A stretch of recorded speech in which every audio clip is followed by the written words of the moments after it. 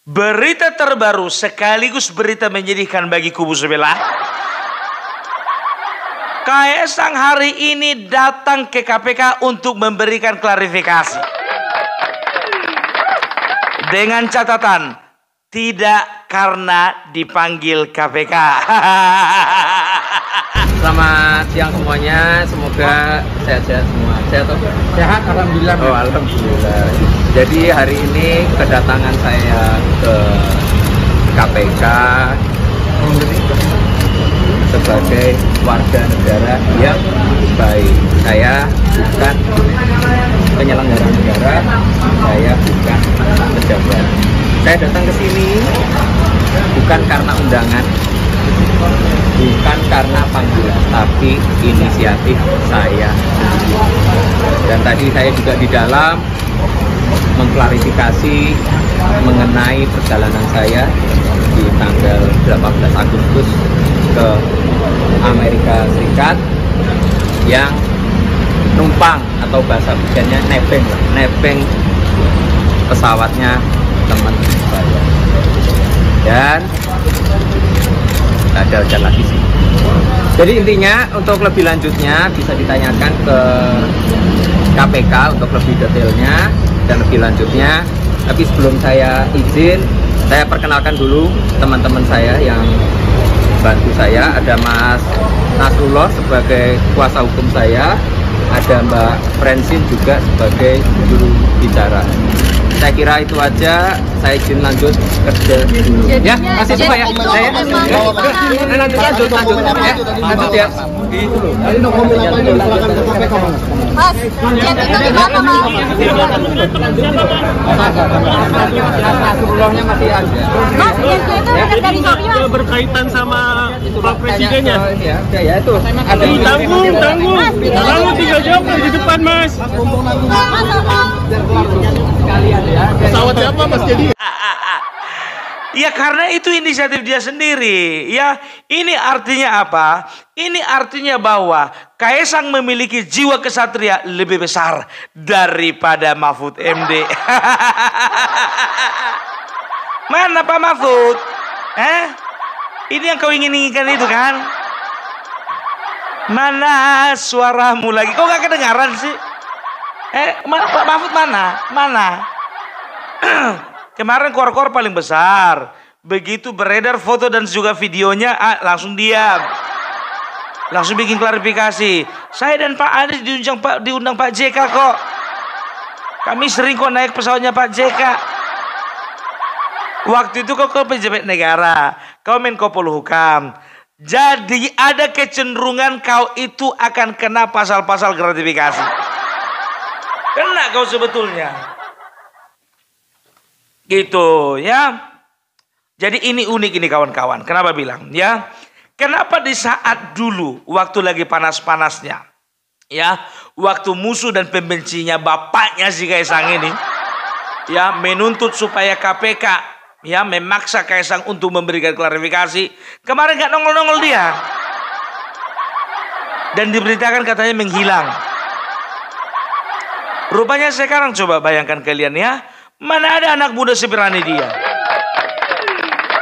Anak umur 30 tahun menghadapi KPK, sedangkan aku umur 75 tahun sekarang agak merinding aku kalau berhadapan KPK.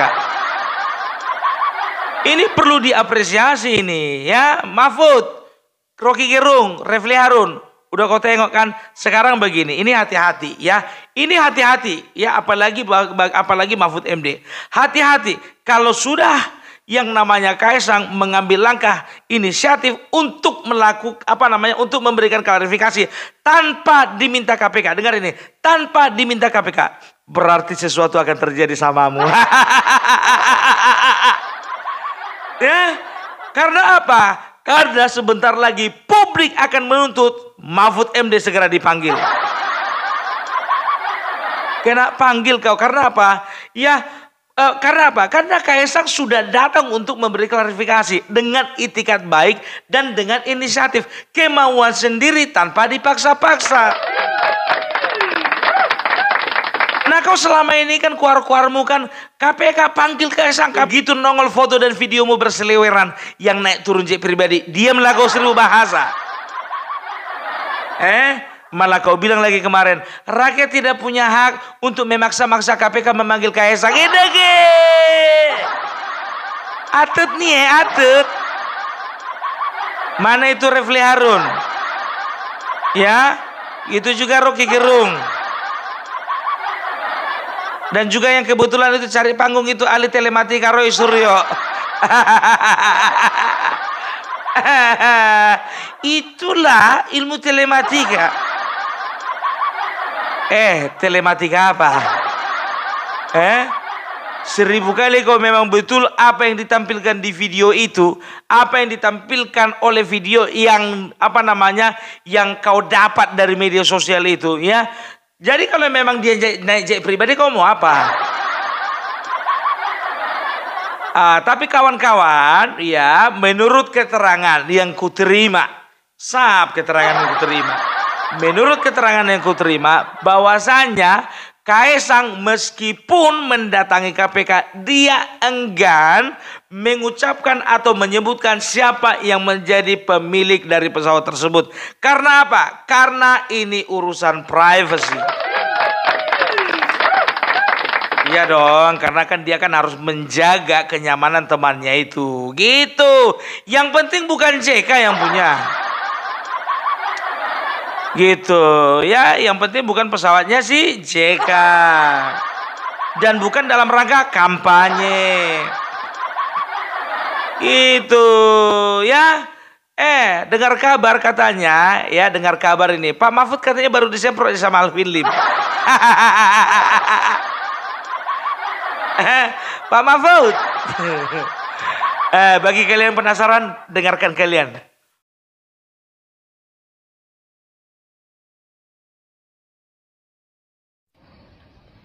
Hai Mahfud MD, Anda jangan munafik ya, Anda tuh maling teriak maling.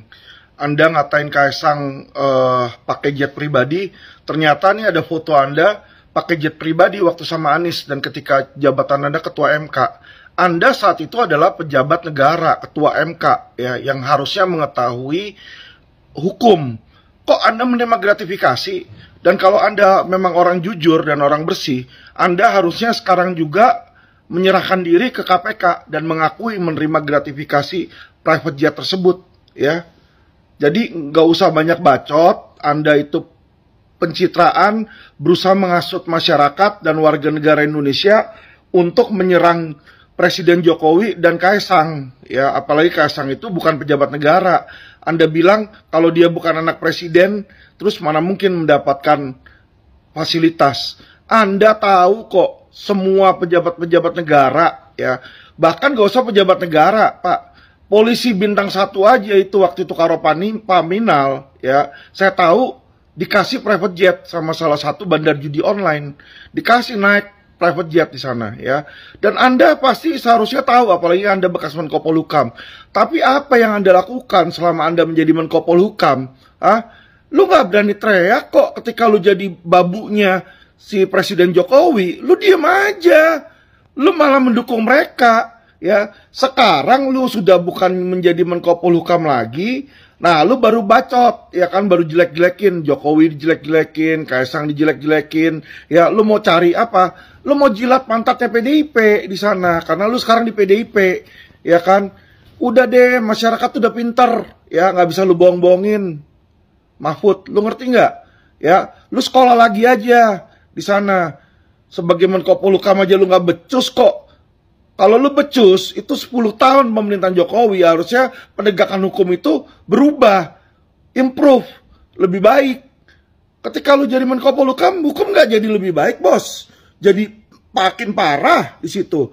Ya, nggak usah jauh-jauh.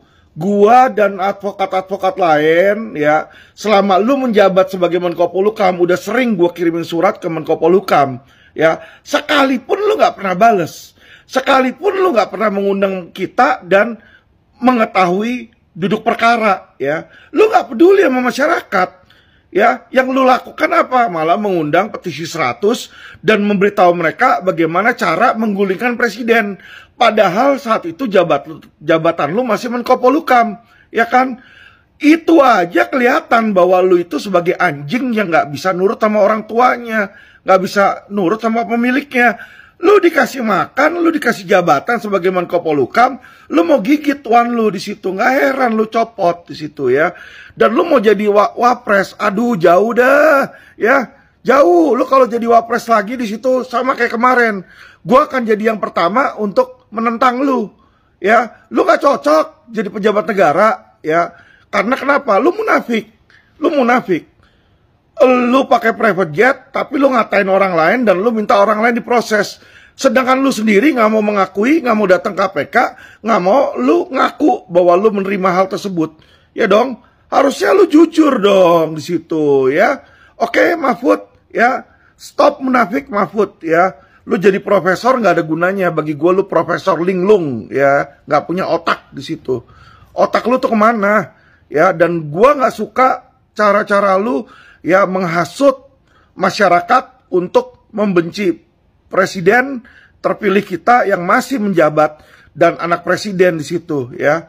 Saya bukannya membela mereka di sini ya, tapi saya nggak suka orang-orang munafik, orang-orang yang maling teriak maling seperti lu di situ ya. Jadi insaf dulu, mendingan Mahfud ya. Lu nggak cocok, nggak berhak lu jadi pejabat kayak begini. Ngerti nggak ya? Oke. Terima kasih masyarakat, jangan sampai terhasut sama Mahfud MD ya. Kata-kata dia, podcast dia itu cuma cari pansos supaya orang mendukung dia seolah-olah dia orang yang bersih, teman-teman ya. Saya kasih tahu Mahfud itu jauh dari kata bersih ya. Saya nggak yakin tuh selama dia menjabat ketua MK dia nggak pernah terima suap. Saya nggak yakin di situ ya. Saya juga nggak yakin dia bukan nggak terima gratifikasi private jet. Itu ada buktinya, ada fotonya, dan diakui dia datang pergi sama si Anies di situ ya. Itu pejabat-pejabat itu hampir semuanya teman-teman ya menerima gratifikasi jet itu ya. Bahkan polisi-polisi pun juga banyak yang sering menerima gratifikasi di situ ya teman-teman ya. Jadi kita harus cerdas teman-teman. Terima kasih. Saya masih di Cina saat ini teman-teman, masih di rumah sakit, tapi hati saya dan pikiran saya tetap sama teman-teman dan masyarakat Indonesia. Terima kasih, salam cerdas hukum. Udah dengar? Mencak-mencak pengacara Alvin Lim dikatakan apa? Semenjak Mahfud MD menjadi Menko Polhukam tidak ada peningkatan ya, tidak ada peningkatan di dalam penegakan hukum. Itu poin pertama ya. Poin kedua ya. Poin kedua, nampak kali ya seorang Mahfud MD adalah seorang pengecut. Karena apa? Karena dia menyerang Joko Widodo pada saat itu. Padahal di saat yang bersamaan dia juga masih menjadi Menko Polhukam. Makanya Alvin Lim bilang apa? Nggak akan mungkin seekor anjing menggigit tangan tuan yang mengasih dia makan. Aduh, udah disamakan kau sama guguk. Alah Mahfud. Ternyata itulah ya. Kalau kita nganggur, udah nggak ada harga diri kita. Iya, begitu kita nganggur, apapun posisi kita, udah hilang harga diri. Ya, saking bingungnya kau kan, udahlah bikin podcast lah, dari situ kau bergaji. Makanya ku bilang, ku tengok nanti YouTuber ya, syarat salah satu menjadi seorang YouTuber harus menjadi seorang ahli tata negara. Harus profesor. Makanya kalian yang mau jadi YouTuber sekarang kalian mulai. Nanti akan ada peraturan dari YouTube ya. Semua yang mau jadi YouTuber harus harus punya titel profesor. Siapa yang mengajukan itu? Yang mengajukan itu Profesor Mahfud MD, Profesor Refli Harun, Profesor Rocky Gerung, Profesor Dr. Tipa, ya Profesor Amin Rais, ya. Di mana digugat? Di PT UN. Aduh, nampak kali ya kan, nggak ada kerjaan kan? Kalau aku memang iya nggak ada kerjaanku ya kan, makanya wajar aku nyari uang dari YouTube. Lah kalian. Enggak nggak semua tiap orang ya, nggak semua orang yang berkarya di YouTube itu adalah pengangguran, nggak. Ya kayak Opung Parbelak contohnya, kita juga punya usaha bro, kita juga punya organisasi bro, kita juga punya yayasan bro, tapi itu dia, kita nggak mau menganggur, gara-gara nganggur kita main YouTube. Aku sekarang main YouTube dalam posisi masih ada kerja, bukan karena nganggur, bukan karena dipecat, bukan karena resign dari Menko Polhukam. Aduh, Pak Mahfud, ya kan? Jadi itulah Pak Mahfud ya, hati-hati. Ini Kaisang sudah mengambil sebuah langkah. Ya ingat, setiap langkah yang diambil oleh Jokowi dan juga anak-anaknya, itu biasanya ke depannya punya efek. Ada efeknya, kita tengok aja apa efek selanjutnya. Ya, itu dia. Aku nggak ngerti ya di bangsa ini ya. Malah pembenci Jokowi itu kenapa orang-orang berpendidikan? Kenapa kalian? Karena nggak dapat panggung. Sakit hati kalian nganggur. Berkaryalah kalian. Coba tengok dulu ya. Apa namanya?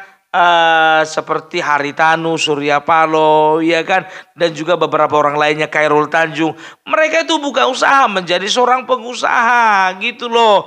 Jadi bagi mereka mau ada posisi nggak ada posisi pemerintahan, tetap berjaya.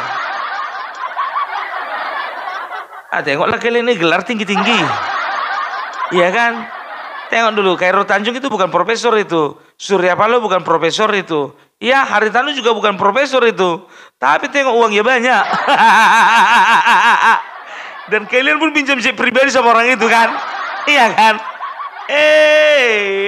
Tapi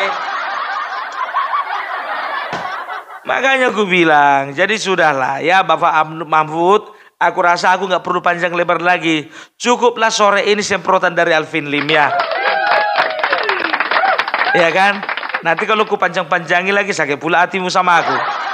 Cukuplah sakit hari ini, kau sakit hati sama saya Alvin Lim. Jangan sama Opung Parbelak, oke? Oke, salam NKRI, NKRI harga mati.